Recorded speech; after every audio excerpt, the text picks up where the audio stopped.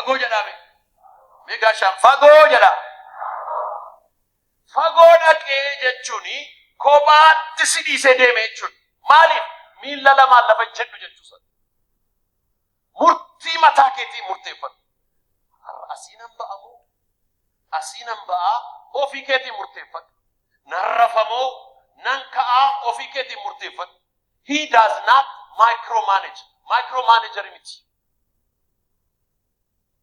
micro as dhaabbateetu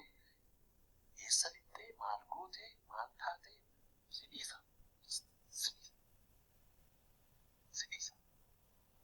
hin kuftaa hin kaataa hin gubattaa gubannaa keessaa baataa hin dhukkubsattaa hin fayyitaa maaloodhaa si dhiisa maal gochaa jira developing your decision making capacity murtee akkaataa itti murteeffattu beekisiin jechuusa nama naannoo keessa jiru tokkotti galagalaati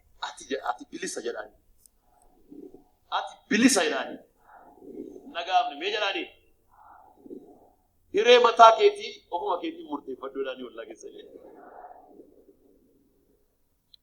hiree mataa keetii eewsii murteessu ofii keetii murteeffadhu hamma maalitti hiree mataa keessanii ofirratti murteessa abbaan koo maal naan jedhaa haati koo maal naan jedhaa eessumni koo maal naan jedhaa ollaan maal na godha laataa warri gamasii maal jedhu warri gamanaa maal jedhu waa'ee keeyyuu yaadaan jiran rakkati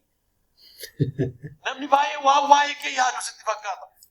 warri si feesbuukii warri yuutuubii maaluma jedhu laataa eessaanan ba'aa maala forget that waan jaallatana jedhan murteeffadhu maqaan waaqayyoo haa eebbifamu haalleluuyaa